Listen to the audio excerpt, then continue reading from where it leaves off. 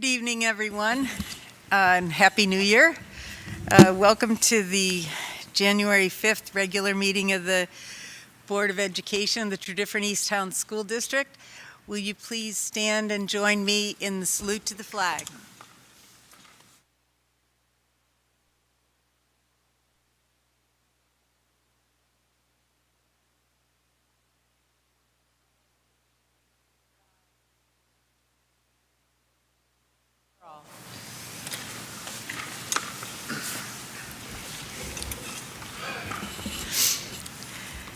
Regular school board meetings are business meetings that are open to the public, during which we provide several opportunities for public comment on items before the board. The first comment period is reserved for announced additional agenda items and items on the consent agenda only. Additional public comment will be heard for the actions listed under the priority discussion. And the final comment period near the end of the meeting is reserved for all of the matters of concern, official action, or deliberation which are or may be before the TESD School Board of Directors for which have not been covered by other comment periods. Each public comment period is reserved for residents and taxpayers. Additionally, the board will accept comments from sitting public officials for non-campaigning purposes, and by an agreement with the TEA and TENIG, the board will accept comments from the union presidents. All comments should be directed to the board as a whole or to the presiding officer, and no comments or questions should be directed to individual board members. All public comments and responses should be in the spirit of civil public discourse. Also, please be aware that intentionally disrupting a lawful meeting of the administration of a government function is a criminal offense in Pennsylvania. The school board values the opportunity to hear from the community in person, and we appreciate your cooperation in advance. Thank you. This evening we do not have, because it is our early January meeting, we don't have our student representatives, and so we also have no student and staff highlights. Everyone just got back today, and we will resume those activities when we have our meeting at the end of January. There is no additional agenda item added this evening. So actually, at this point, we're ready for public participation from our district residents or taxpayers regarding any agenda item that is on the consent agenda only. If you would like to make a comment on the consent agenda, please come to the podium, which is here in the front, and you would ask you to limit your comments to 3 minutes at the microphone. You also would begin, please, by stating your name and your township of residence. Are there any such comments? Seeing none, then I think we're ready to move on to the consent agenda. Although board action is required, it is generally unnecessary to hold discussion on these items. With the consent of all members, they are therefore grouped, and approval is given in one motion. In the event a board member wants to discuss any item, the board president will move it to an appropriate place on the agenda. A board member may vote nay or abstain with respect to a consent agenda item without the need for removing the item from the consent agenda. The action currently under consideration is that the Board of School Directors approves the following recommendations on the consent agenda as printed on page 5 of your agenda this evening.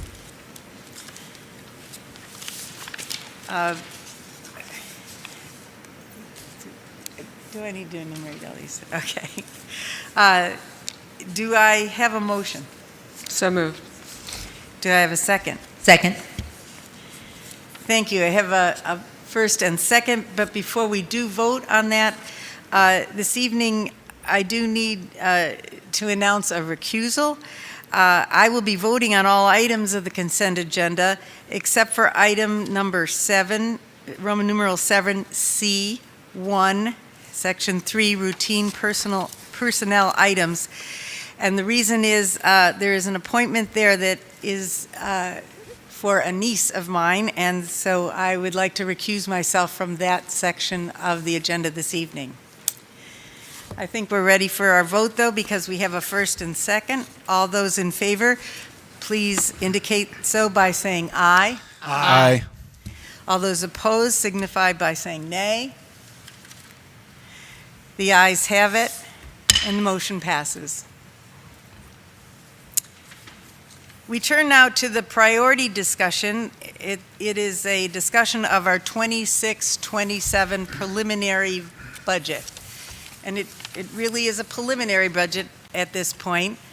The action under consideration is that the Board of School Directors authorize the administration to make the 26-27 preliminary budget proposal available for inspection not later than January 6th, 2026. That we authorize the administration to provide public notice not later than January 17th, 2026. That the board intends to adopt a preliminary budget at its regularly scheduled meeting on January 26, 2026.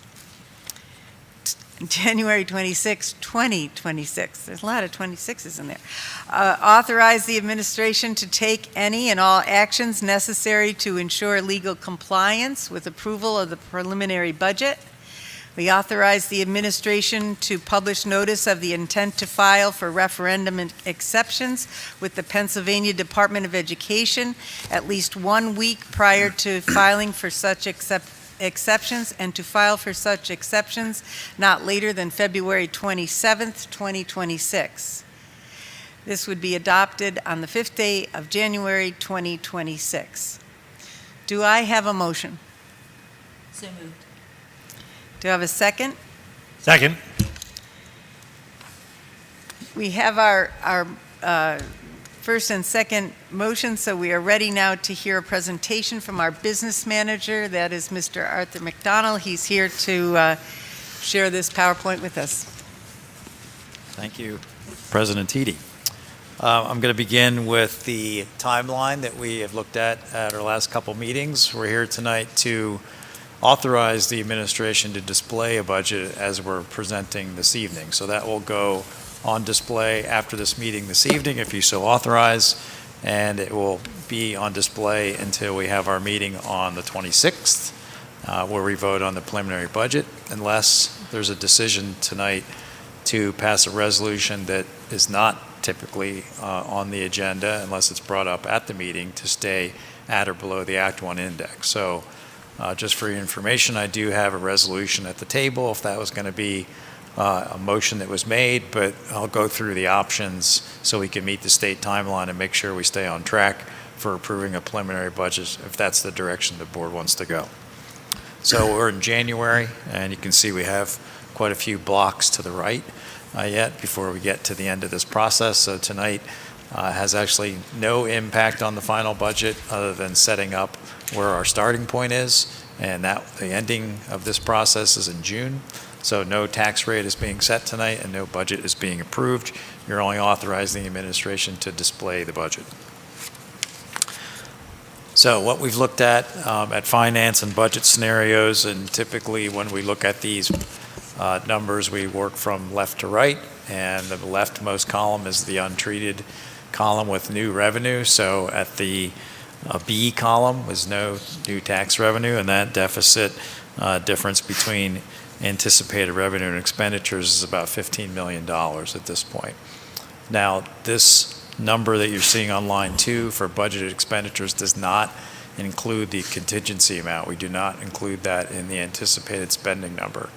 It will be in an authorized spending number when we get to that point of approving the authorized spending, but in the slides we present in public, we typically do not show the contingency amount in the anticipated expenditure number. So that $202.7 million that you're seeing on that slide does not include that number. Moving to the right, in column C is the Act 1 index of 3.5%, and that injects about $5.2 million of new revenue into this preliminary budget analysis, reducing the deficit to about $9.8 million. And then moving to the right again in column D, that's the Act 1 index of the 3.5%, along with a projected number for a special ed referendum exception. That's what we believe we're going to be eligible for, and not the PSERS or retirement referendum exception. And we anticipate or project that that amount is going to add about $2 million to the new revenue number. So that is why that number goes from 5.2 of new revenue to about a little over 7.2, almost 7.3, which brings us down to a deficit on line 5 of about 7.7 million. So that's the number that we're going to work to reduce, obviously, over the coming months. We want to get that number down significantly. So development of this particular budget in the 26-27 fiscal year, these are some of the things that we've called out of that budget development, and some of them are fairly significant. You can see we have a capital funds transfer in there of about $6 million. The special ed budget is going up by a little over $4 million.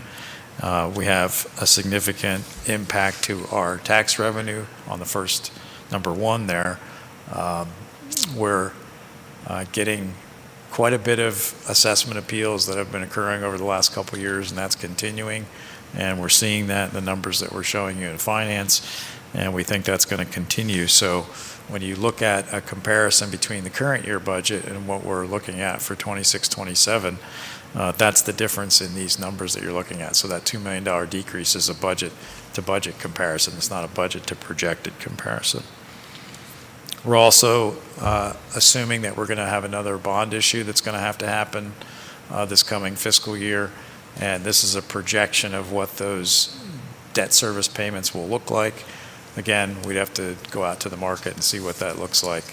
But we talked about in finance a 3-year look of about $106 million. That's what the board authorized. We're about $40 million into that 106. So this is parsing out another 20 million of that 106. So it's $1 million for 20 million at this point with that market analysis. Now this was done back in mid to late November when we were looking at coming to finance in December. So that can change based on whether we do a larger bond issue and then what the market looks like. We did meet with our healthcare consultant. We got a first look on healthcare, and that's showing 10% increase on medical. Script is flat and dental is flat. Right, so we talked about just at the beginning the options for what's going to happen this evening. So we're in the option 1 column right now. We're looking at a resolution that's going to advance the preliminary budget to appear, be on display and then appear in front of the board on the 26th. You're going to authorize us to file for exceptions, so that $2 million for special ed exception, we're going to apply for that and hopefully have the option to have the board evaluate whether they want to take that exception. And that, of course, keeps us on track with the state as far as passing a preliminary budget by February 18th. The other option you have is what I mentioned earlier, is pass a resolution to stay at or below the index. You wouldn't have to do that this evening. You could do that on the meeting on the 26th, too, if you decided to do that. So you'd have opportunities to do that tonight and then, and we would still follow that timeline. We're not going to be able to file for exceptions yet between tonight and the 26th. It's not going to be available on the state website for us to be able to do that. So there's no application process or no information we're going to be submitting to the state in between tonight and the 26th. If we do that, we would be on a more traditional budget timeline. So we wouldn't be doing a preliminary budget in January. We would fall back to looking at a proposed final budget in April. And then, of course, either option you take, you have till June 30th to pass the final budget. So you'd be doing that whichever track we take. Next slide I just put in here for informational purposes for those folks that may not have ever read what the Taxpayer Relief Act of 2006 is, when Act 1 index was established, and then an explanation of the remaining 2 referendum exceptions that are still available under the law. Next slide is a breakdown of the tax revenue, the new tax revenue that's within the authorization of the board right now is only 3.5%. And we're estimating, based on line 4, I have a projection of another 1.415% that produces that 2.1 million And then in the C column is just a representation of those numbers in millage. Next slide, again, just informational purposes to show you where we've been with tax rates. And you can see there's a 5-year average there in the upper left-hand corner. And it has us just under 4%. The entity-wide slide that we've been looking at the last couple of years really shows a breakdown of what it looks like across just all the funds. So when we talk about budgets in these meetings and in finance, we're really just talking about the general fund, which is another word for the operational fund, how the school district operates. We also have a food service fund, we have a capital fund, there's a proprietary fund, a trust fund for scholarships. So there's several funds that are built into the entity-wide disclosures, which happen typically when we look at our audited financial statements or our annual comprehensive financial report. But so this shows you across the capital fund and the general fund really what our expenses look like. So when we talk about deficits or surpluses in the general fund, you have to also consider what's happening in the capital fund, which is in that net capital expense column. So you can see there's been some significant expenditures in the last 5 to 6 years because of the larger projects that we've been doing, and we've been doing some capital projects. Obviously, where we're sitting right now is one of those. We have the athletic fields that we're currently finishing up, and then of course we have the new Bear Hill Elementary School, which is occurring. It's occurring now, and we actually did some work on that last summer. So overall, at the last column, you're seeing a deficit there. And the reason that we can have a deficit like that is because what I mentioned earlier, we issue bonds to pay for a lot of our capital expenditures. So that number you're seeing in that column is really representative of bond issues that have happened over the years to fund that deficit. I've been putting in a key date slide just to kind of pare down the budget calendar from 6 pages to 1 as we go through these meetings. So tonight, obviously, we're meeting about the preliminary budget to put on display. We will give the public notice in the required 10 days prior to the meeting on the 26th. We will meet to adopt the preliminary budget. The deadline to publish notice of intent to file is the 27th. So if we get past the 26th with that authorization, we will do that. And then the deadline to file is March 5th, and so typically the window doesn't open until sometime in February. We'll have 2 budget workshops that are board meetings. They're board workshops. They're not finance committee workshops. So President T will preside over those, and that'll be on March 9th for the first one, and then April 13th on the second. And then we'll bring the proposed final budget to you at the end of April on the 27th. And then bring you a final budget on June 8th. That completes my formal presentation. Certainly welcome your questions. Thank you. So just to be perfectly clear, the motion that we're considering right now, if we would go back to that slide with the option 1 and option 2, is that we would follow the option 1 side. Correct. And although we would be authorizing the administration to file for exceptions for Act 1, it is not an obligation for us to decide to take Act 1 to the exceptions once we know what that amount is for sure. I know the amount you have in there is approximately $2 million based on past experiences and what our special ed costs have been in the last years.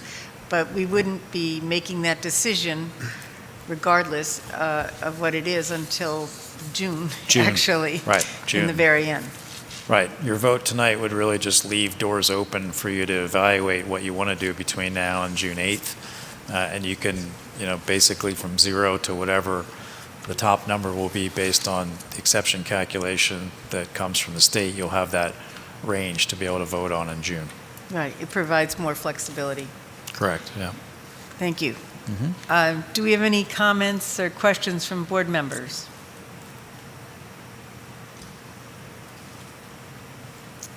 No? I think it's proper now then to invite members of the audience to comment on this item. If you have any comments on this particular part of the agenda, the presentation that Mr. McDonald just made, would you please come up to the podium and state your name and your township of residence?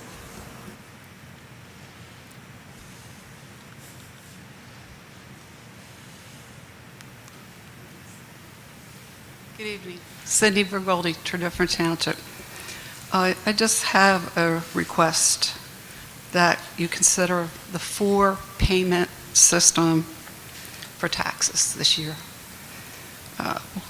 Just judging from the way Westchester does it, they pay on July 31st, August 31st, September 30th, and October 31st. You still would get your money in before November. Because if your taxes are about $4,000, 4 payments would be 4 payments of $1,000. Otherwise, it's $1,333. Even $333 is a lot for somebody for food payment. It's just, I'm urging you to think about the 4-payment system that some of the other school districts had instead of a 3. It would help out. Thanks. Thank you, Mrs. Vergoldi. I know you've asked this question before, and I think perhaps the Finance Committee would be able to answer it very thoroughly. If you want to submit it to them, I think that would be very helpful. Are there any other comments from the community? Seeing none, I'll go back to the board. Does anyone on the board have a question or comment about Mr. McDonald's presentation before we actually vote on the motion? Mr. Contorsi. Thank you, President Teedy. To follow up on Ms. Vergoldi's question, I consider your question submitted to the Finance Committee. We'll take it up. I don't know exactly when, but we'll make sure that we have a meeting where that issue is discussed, and we'll let you know. Thank you, Chair of the Finance Committee, Mr. Contorsi. If there are no more questions, I think we actually can vote now on the motion. Mr. McDonald is going to do a roll call vote, please. Sure.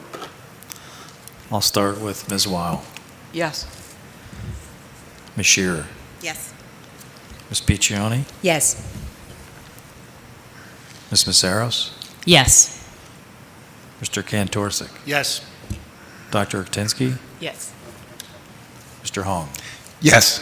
President Teedy, Yes. motion passes unanimously. Thank you.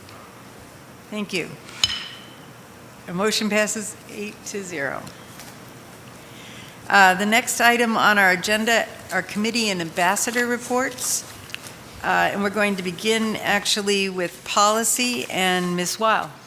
Thank you, President Teedy. The Policy Committee has not met since the last full board meeting.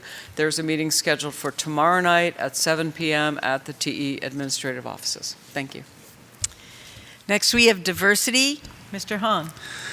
The Diversity Committee has not met since our last full board meeting. The next meeting will be held at 7 p.m., January 8th, at the TEAO. All are welcome to attend. Thank you. Next, we have finance with Mr. Kontorsik. Thank you, President Teedy. The last meeting of the Finance Committee was on December 15th. We started the meeting with Mr. Livergood reviewing the November financials. Overall, while local revenues are higher this year than last year on an absolute basis by about $3.5 million, local revenue this year is lower as a percentage of budgeted revenue as compared to last year at this time, with the primary difference from this year to last being lower amounts of real estate taxes collected due to lower assessments coming out of appeals, which Mr. McDonald alluded to earlier. State and federal revenues are also lower as a percentage of budget this year. Expenditures and encumbrances show the instruction expenses are actually slightly lower as a percentage of budget. Overall this year, the percentage of realized expenses and encumbrances to date are tracking with last year's numbers as a percentage of budget. Mr. Livergood next reviewed the status of property tax appeals. There were over 300 properties appealed this past cycle. Only 15 of those were appealed by the district in accordance with board policy. Mr. Livergood explained that between 2023 through 2026, lower assessments from these appeals have equated to lower revenues of about $2.5 million for the district. Mr. McDonald next reviewed the 2025 fiscal year variance for the 2024-2025 year. Revenue variances were positive except for property taxes, which was under budget by about $1.6 million. Interest income and state revenue did better than projected, and in combination with other revenues, resulted in overall revenues coming in above budget by about $2.4 million. On the expense side, the district was over budget by about $785,000, despite a large favorable experience in healthcare and technology, and with a large favorable experience in healthcare, and technology and equipment and textbooks ending the year with close to $1.7 million left in the budget. The largest expense driver was contracted services, IU services, and tuition to other schools, which was $3.6 million over budget. Approximately $3.1 million of that, $3.6 million, was attributable to special education costs. Mr. McDonald next discussed the 26-27 budget development process. We just had a priority discussion about that, so I'm not going to go ahead and repeat that.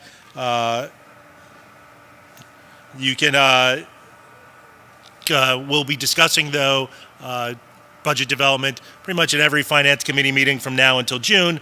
So if you're interested in that topic and how it develops, please come to Finance. It's okay.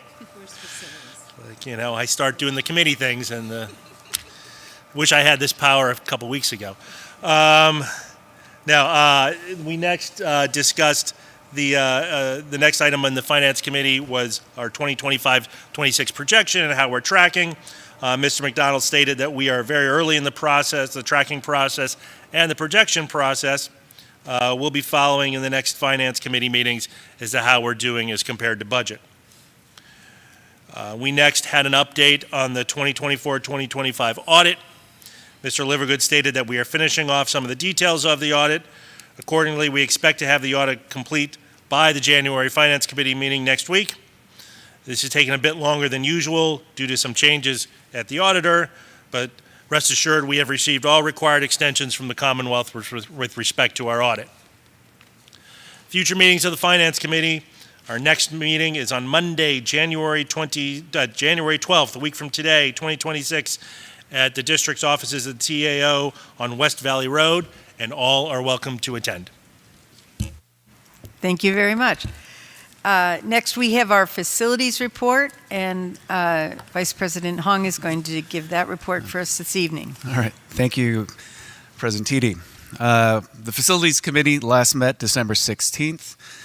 We first started out by doing a review of our two summer infrastructure projects, which are currently undergoing pre-construction meetings. Next, we turned to our athletic field project. We summarized the current completion and status of the project. The athletic components of the project, including the turf fields, track, tennis courts, and bleachers, have been installed and completed.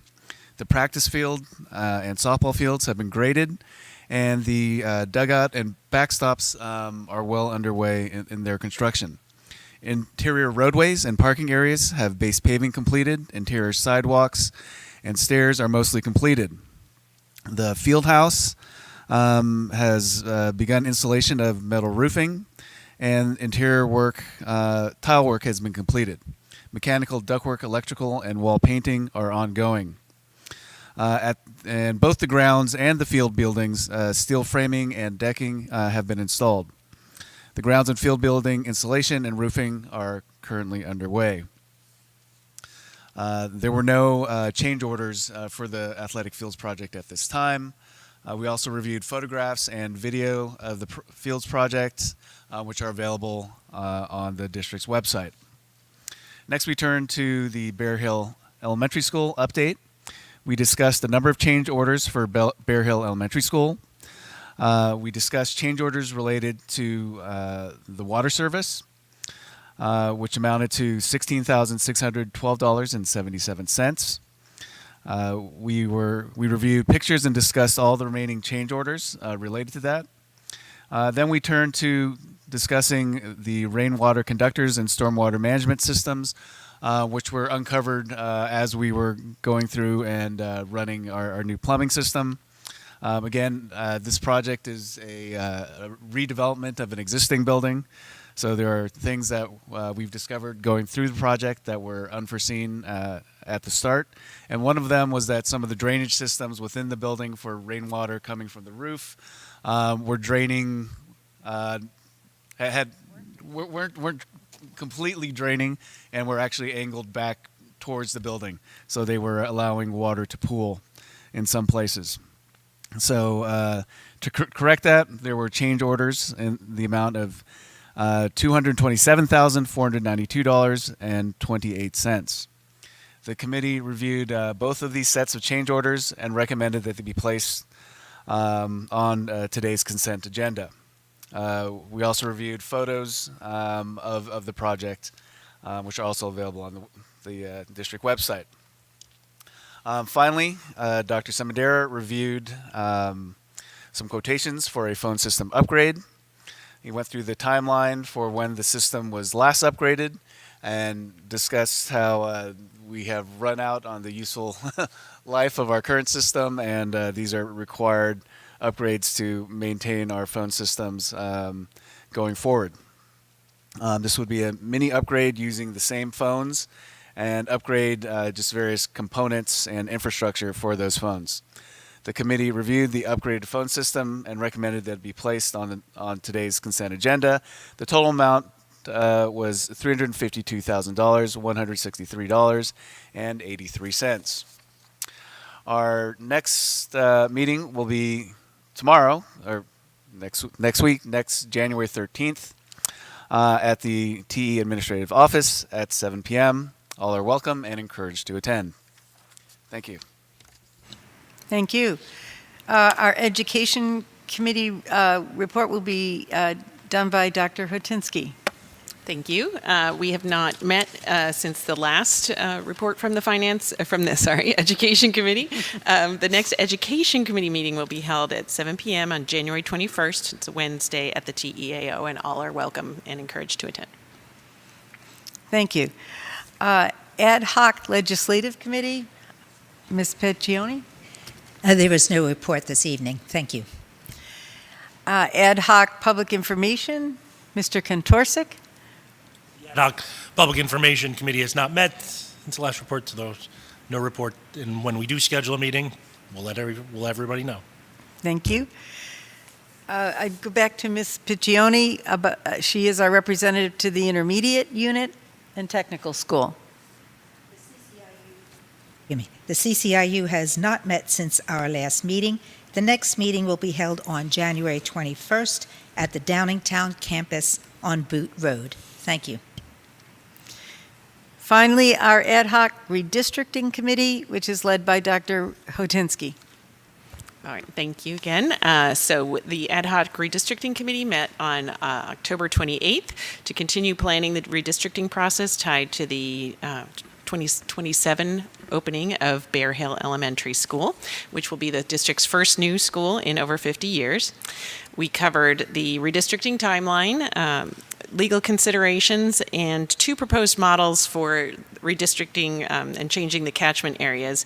One was a parity model, which would evenly distribute students across all the schools, versus a proportional model, which would align enrollment with each school's capacity and would allow us to redistrict within which the current middle school feeder patterns could be maintained.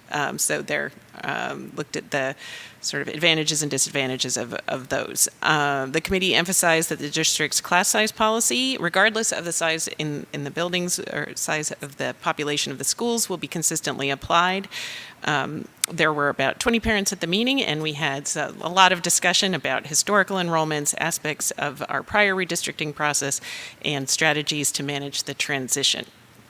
So, following public comment, we outlined the next steps, including presenting the 2025 demographers report at the November 6th education meeting, which did happen, as we're monitoring changes because enrollment is ever changing and will affect the final numbers, population numbers.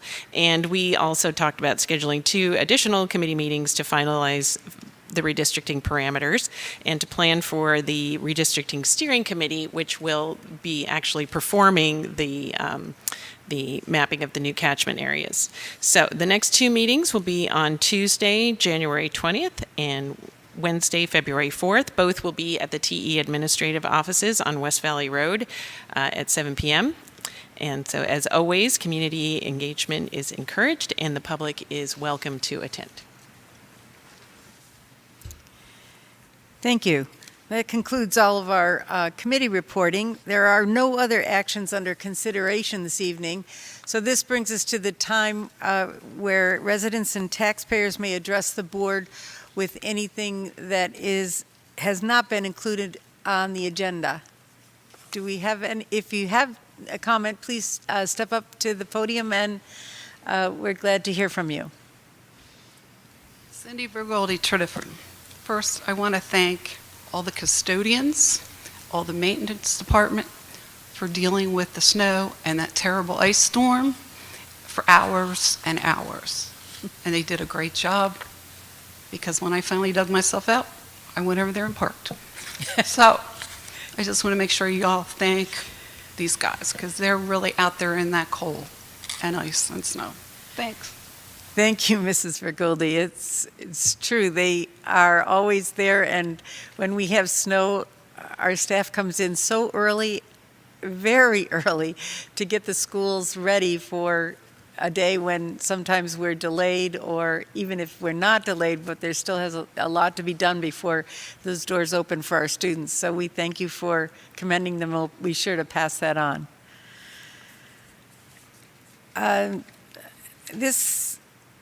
I see no other comments, so this concludes our public comment period. At this point in the meeting, it is time for us to make any announcements required by the Pennsylvania Sunshine Act. And our solicitor this evening is Mr. Roos, and he will make those required announcements. The board met in executive session tonight prior to this meeting regarding a federal court litigation matter. Thank you, Mr. Roos. I'd like to highlight some of our future meetings. You may be aware that Dr. Robert Singh has resigned his position due to relocation from the district, and that's why there are only 8 of us here this evening. According to state law, the board appoints a replacement for Dr. Singh, whose term shall begin as soon as the confirmation process is complete and carries through the next municipal election in November of 2027. Information on how to express interest in that position can be found on the district website. The application window will close this Wednesday, January 7th at noon. To complete the confirmation process, the board will convene a very special meeting at 6:30 p.m. on Thursday, January 15th, right here at Conestoga High School.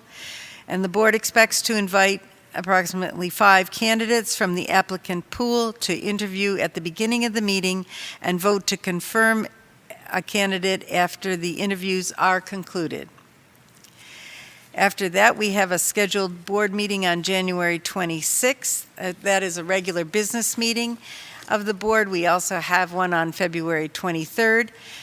And then on March 9th, we will be having a budget workshop, which will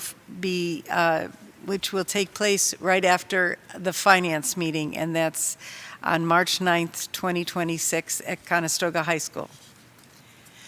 Are there any other general announcements? Ms. Piccioni?